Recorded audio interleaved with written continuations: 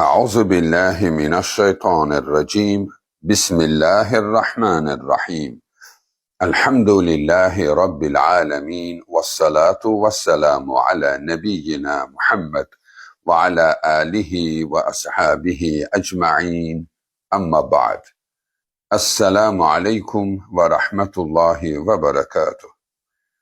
Değerli dinleyiciler, bugünkü mövzumuz elə bir kəlmə barəsində olacaq ki, aləmlərin Rabbi Allah yaratdığı söz, ifadə, kəlimələrin içində Allah üçün bundan əzəmətli söz yoxdur. Bəli, o, La ilahə illallah kəliməsidir. Bütün Qur'anın təbirlərinə baxdıqda və bütün Rasulların həyatlarına baxdıqda və onları izlədikdə görürsən ki, heç bir zaman bu sözdən üstün söz olmayıb Allah üçün. O qədər üstün ki, bu sözün üzərində yaşayıb, dünyasını dəyişərkən bu sözü deyə biləcək insanın bütün günahlarını Allah bağışlayır. Təsəvvür edirsinizmi?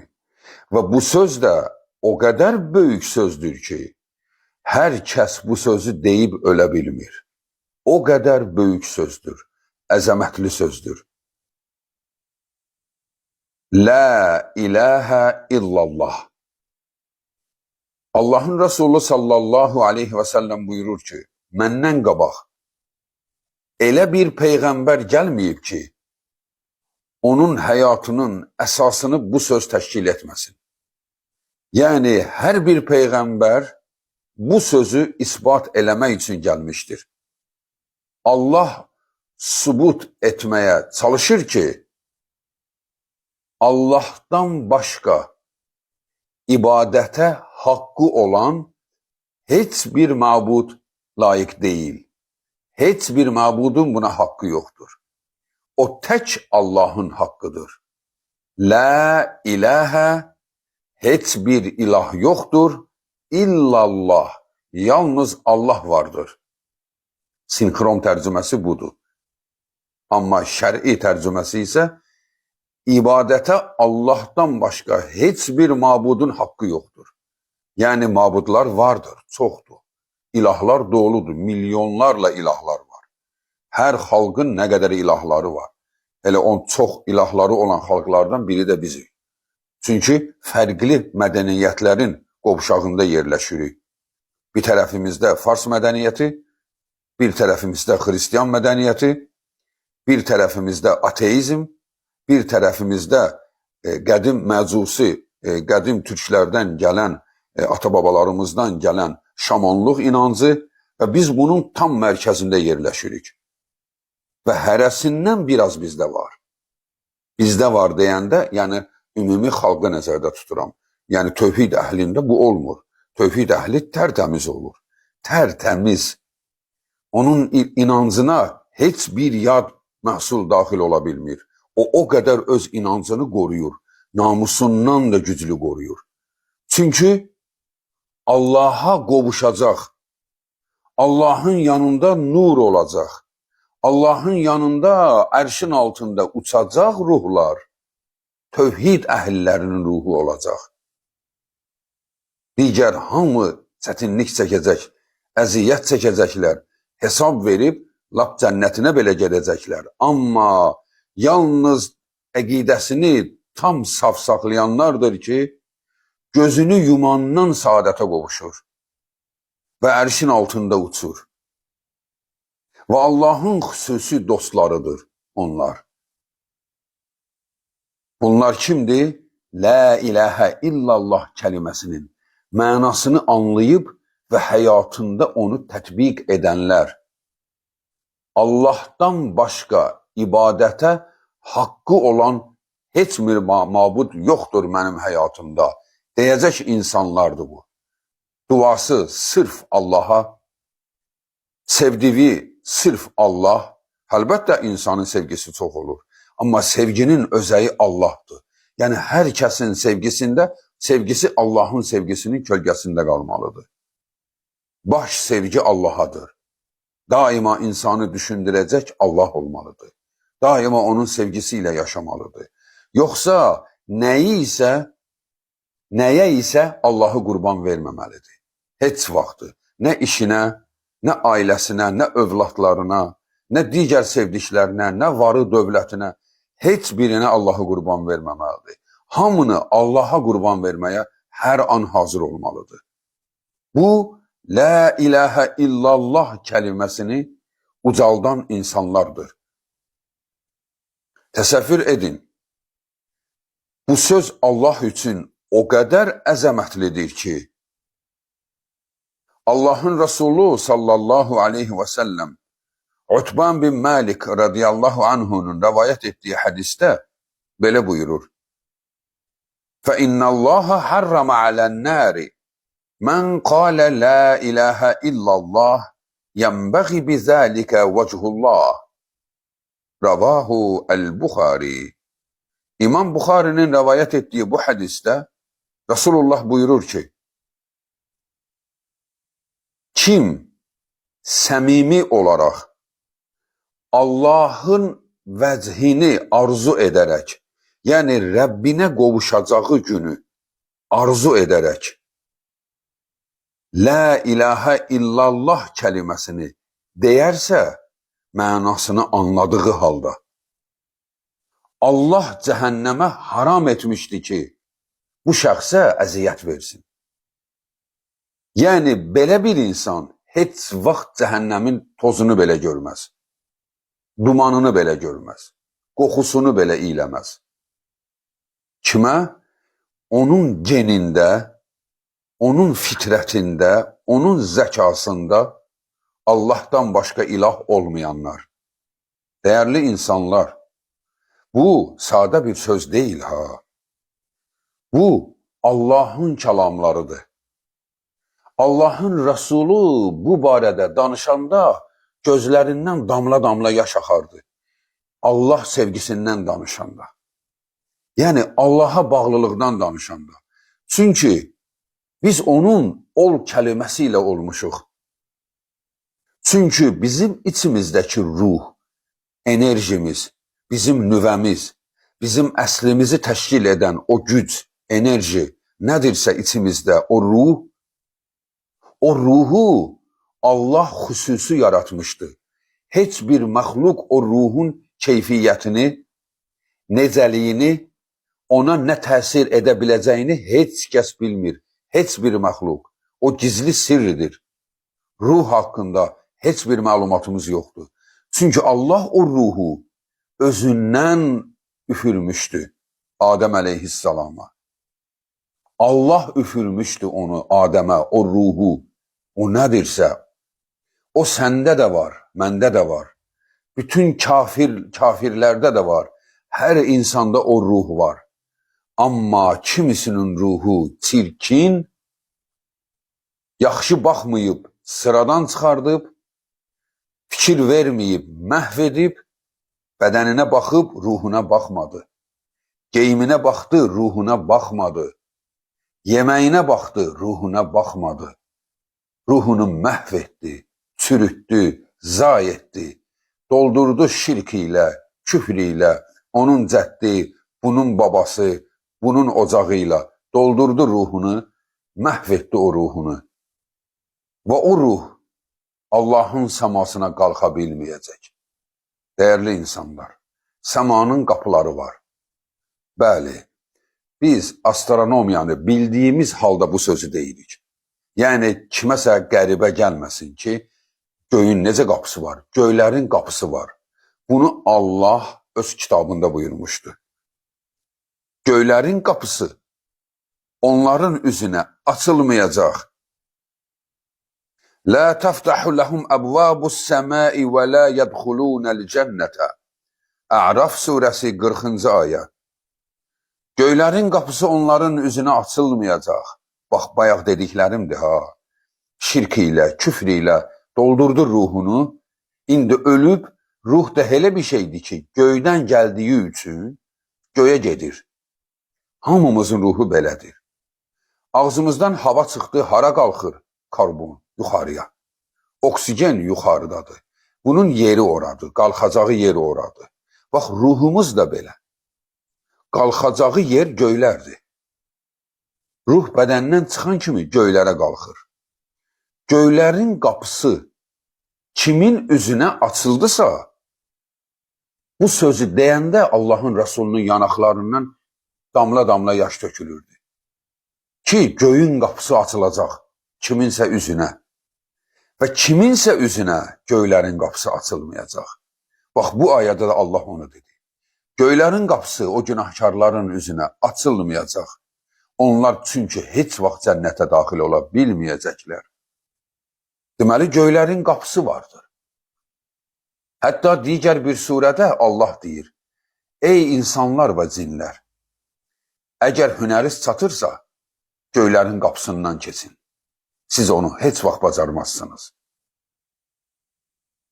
Deməli, Allah göylərin qapısına kimin ruhu gələndə tövhid ilə gəlirsə, yəni la ilahə illallah kəlməsi onun ruhunun enerjisidirsə, onun ruhuna göylərin qapısı açılacaq.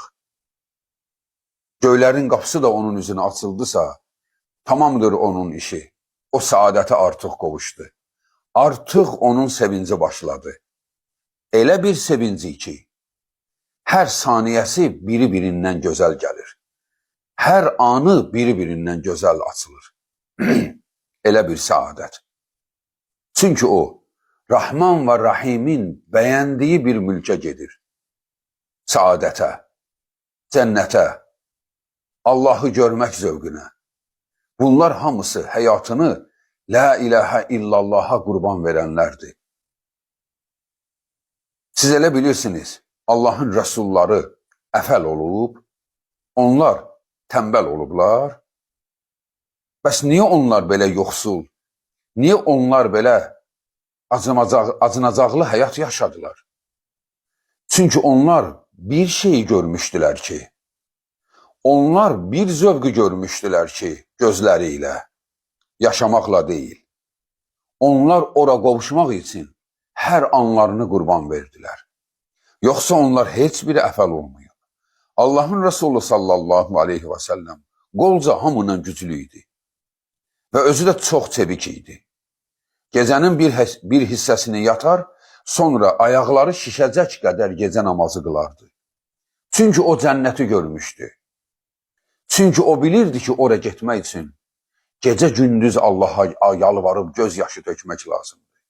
Yoxsa namaz sənə ağır gəlir, namazı çatdıra bilmirəm, orucu tuta bilmirəm, başım ağrıyır, ürəyim bulanır. Nə danışıqdır, bu nə sözlərdir? Allahın cənnəti səni gözləyir. Rəsullar bunun üçün göz yaşı töküb ağlayırdılar. Ki Allahım, nə olar məni oradan məhrum etmə. Özü də bir an belə yox, ha. Ruhum bədəndən çıxdısa məni ora qovuşdu.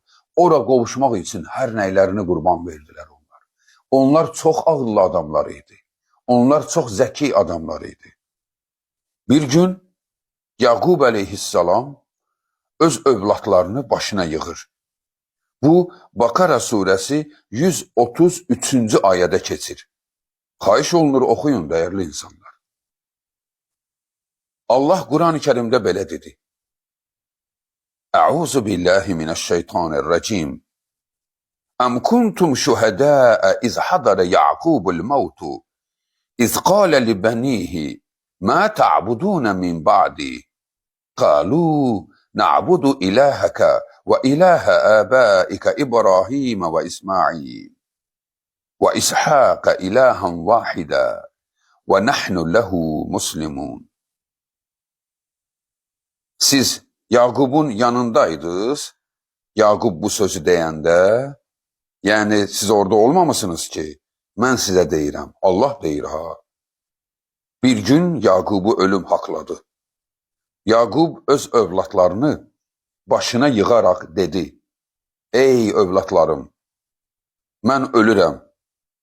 Siz məndən sonra nəyə ibadət edəcəksiniz? Demədi ha, necə yaşayacaqsınız? Filan kəsə yaxşı baxasınız, kiçik qardaşınıza yaxşı baxasınız və yaxud da ki, ananıza yaxşı baxın və yaxud da filan yerdə filan şey qoymuşam sizin üçün. Bunları demədi. Çünki o bilirdi ki, bunlar heç birinin faydası yoxdur. İndi. O dedi, məndən sonra nəyə ibadət edəcəksiniz? Ey müsəlmanlar, hansımız övladlarımıza bunu demək üçün mübarizə aparırıq? Və yaxud da ki, hansımız bunu deməyə çalışırıq övladlarımıza? Bunu de, universitet oxutdurmaq, müəllim yanına göndərmək, hörmətli adamlarla münasibət yaradıb övladıma yanında iş düzəltsin, biz həyatımızı qurban veririk bütün bunlara. Amma heç Allaha demirik, Allahım, mənim övladım, görəsən sənin yanında kimdir? Görəsən o məni sənin yanında utandıracaq birisidir? Yoxsa başımı ucaldacaq birisidir? Əslində bizim bütün çabamız bu olmalıdır. Çünki sən övladın üçün səadət arzuluyursansa, bu o demək deyildir ki, biz onu demək istəmirik ki, oxumasın, nə ali məktəb, nə elm. Siz bilirsiniz ki, biz tam bunun ziddindəyik. Hətta bunun mübarizəsini aparırıq. Bütün fənləri yaxşı oxusun uşaqlar. Bütün fənləri. Hətta içində yanlış məlumat olanlar ki var, bəli, onları isə biz açıqlama verməliyik övladlarımıza. Ki o da vardır, yanlış məlumatlar da vardır. Amma uşaqları oxutdurmaq lazımdır. Biz bunun tərəfindəyik. Amma övladına verəcəyin ən böyük mükafat, o nəyə ibadət edir, onu öyrənmək lazımdır. Sənin övladın Allaha səcdə etmirsə, o təhlükədədir. Sənin övladın içki içirsə, sigaret çəkirsə, o təhlükədədir. Çünki bu yol onu başqa yola aparacaq. Sənin övladın dua edəndə hansıysa ocağın, ziyarətgahın, hansıysa seyidin cəddini çağırırsa, sənin övladın dəhşət təhlükədədir. O gözünü yuman kimi onu fəlakət bürüyəcək. Sən necə dözərsən ona? Övladını durmadan əzab verirlər. Çünki o Allaha şərik qoşdusa. Yaqub dedi, ey övladlarım, siz məndən sonra nəyə ibadət edəcəksiniz? Onlar dedilər, atacan, əlbəttə ki, biz səndən indi də və səndən sonra da biz sənin və babamız İbrahimin və İsmailin və İshaqın ilahına ibadət edəcəyik.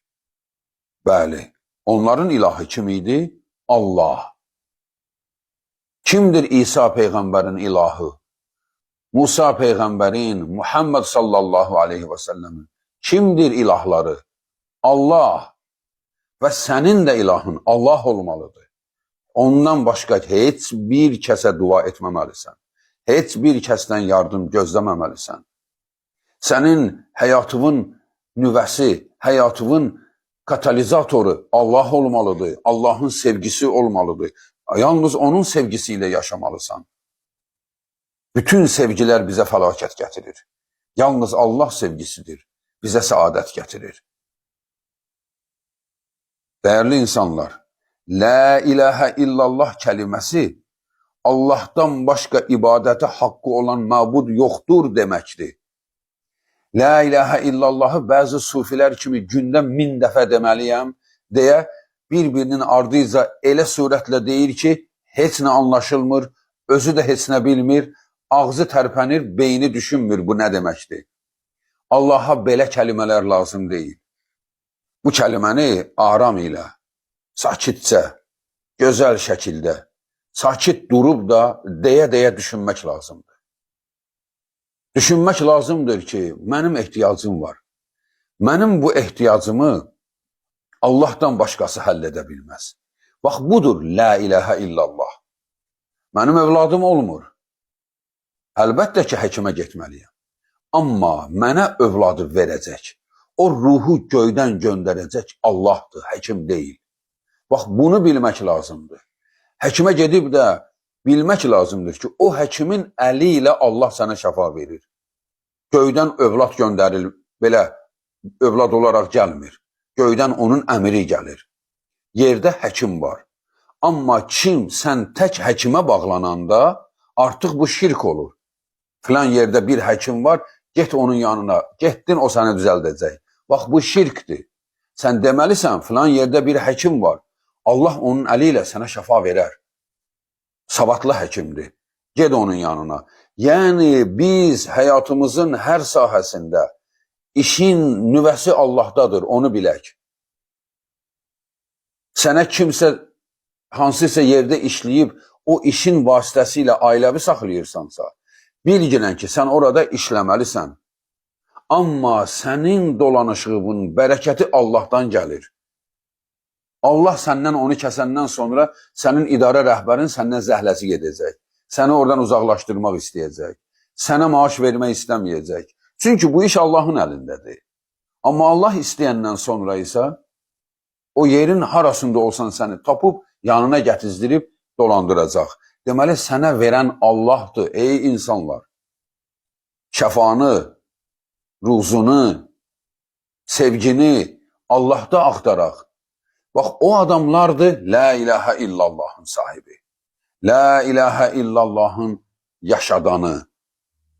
Allahın Resulü sallallahu aleyhi və səlləm bu sözün fəziləti barəsində buyurmuşdur ki, kim gün ərzində 100 dəfə La ilahə illallah vahdehu la şərikə ləh ləhul mulku və ləhul hamdu və huvə alə kulli şeyin qadir desə, mənası da Allahdan başqa ibadətə heç kəsin haqqı yoxdur. Allah təkdir. Şəriki yoxdur. Bütün mülk onundur. Tərif yalnız ona məxsusdur. Və o, hər bir işə qadirdir. Kim bu sözü gündə 100 dəfə deyərsə, gün deyəndə, yəni gün doğandan gün batana qədər. Bu arada, yəni 3, 5, 5, 10, 10, yəni gün ərzində 100 dəfə olsun. Kim bunu deyərsə, Allahın Resulü sallallahu aleyhi və səlləm İmam Buxarinin Əbu Hüreyrədən rəvayət etdiyi səhih hədisdir. Deyir, sanki o 10 qul azad etmişdi. 10 qul, yəni 10 qul müsülman quldur, onun pulunu verib azad etmişsən.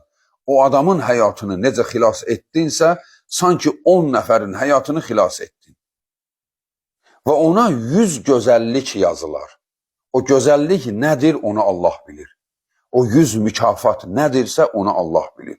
Ona Allah gözəllik demişdi öz rəsuluna. Yəni, mən o qula 100 gözəllik yazdıraram. Və 100 günahı ondan silinər. Əlbəttə ki, bu kiçik günahlardandır. Böyük günahlar tövbə istəyir. Yəni 100 günahın silinər. Və axşama qədər rəhmət mələkləri onu şeytandan qoruyarlar. Və qiyamət günü Allahın yanına ən böyük mükafatla gələrlər. Ən böyük mükafat. Kimdir bu? Dağlar boyda mükafatla gəlir. Deyərlər, bunun o yükünün içində, bunun o mükafatlarının içində La ilahə illallah çoxdur. Budur onun həcmi, böyüklüyü. Bax, gündə bu zikri, dəyərli insanlar, unutmayın. Bu zikri edin. Bu zikir səhih sənədlər ilə rəvayət olunmuşdur. Gün ərzində 100 dəfə deyin bunu. Və bunu deyərkən, düşünə-düşünə de. Eybi yox, yol gedə-gedə de. İş görərkən de. Bunlar icazəlidir. Amma deyərkən, beynin bu sözə kilitlənsin. Onsuz iş belə bir prinsipdir ki, işi bir dəfə gözünün önünə qoyduğun, beynə proqramı verdiyin, bu şərti refleks olaraq əl o işi görəcək. Misal üçün, ustadır, rəng vurur, qadındır, qab yuyur. Nəsə, yəni bu bir işlə məşğuldur, zaten beynə onu kilitlədin, beyin onu şərti refleks olaraq o işi beyin görəcək. Amma bu zikri isə şərti refleksə bağlama. Çünki bax, bəziləri burada xəta edir. Ən çox sufilər. Bax, burada xəta edirlər. Zikri kilitləyir beynə, yəni bir dəfə deyir La ilahə illallah, La ilahe illallah kilitleyir beynine. Ondan sonra bu sözü deyir, başlayır işin görmeye. Ya üzr istəyirəm. İşini beynine kilitleyir, işini. Beynine kilitleyir. Ondan sonra başlayır bu sözü demeye. Refleks kimi. Bu sözü refleks olarak deyir. Yox, bu sözü refleks kimi demək lazım deyil. Yəni deyirəm, başa düşmürəm nə deyirəm, amma dil deyir, hele Allah Allah deyir. Belə lazım deyil. Nə dediğini anlamaq lazımdır. Sən işi bağla. İşi bağla, qoy elə beynin özü o işi görsün. Beyin o işi görəcək, refleks olarak. Amma sənin beynin konkret bu sözün mənası barəsində düşünsün. Hiss et bu sözü, yaşa bu sözü. Deyərkən gözümün qabağına gətir. Mənim ehtiyaclarım var. Deməli bunları da Allah eləyəcək. Xəstəyəm, Allah şəfa verəcək mənə. Yol çıxıram, Allah bu işimi səhmana salacaq. Və nə də baş versə de, elə ən xeyirlisi bu imiş. Hökmən deyil ki, sənin istədiyin olsun. Sən nə bilirsən ki, sənin istədiyin, sənin gələcəyin üçün nə rol oynayacaq? Allah ən gözəlini bilir. Təslim ol Allaha. Değerli insanlar, bu sözler büyük sözlerdir. Allah'ın ve Resulünün sözleridir. Ve bunu La ilahe illallahı hayatımızda yaşayaq. Hayatımızda. Allah'ın Resulü sallallahu aleyhi ve sellem buyurur ki, Ma qâle abdun la ilahe illallahu qattun muhlisan illa futihat lehu ebvâbus semâi hatta tafida ilel arş Ma ictenebel kebair. Ravahu et-Tirmizi. İmam Tirmizi'nin rivayet ettiği bu hadiste Allah'ın Resulü buyurur ki, kim ihlas ile saf, temiz manasını anlaya La ilahe illallah kelimesini deyerse, göğün kapıları onun üzüne açılar. Erşe kadar yükseler. Amma bu şərtilə böyük günahlardan çəkinsə, böyük günahlardan çəkinmək lazımdır.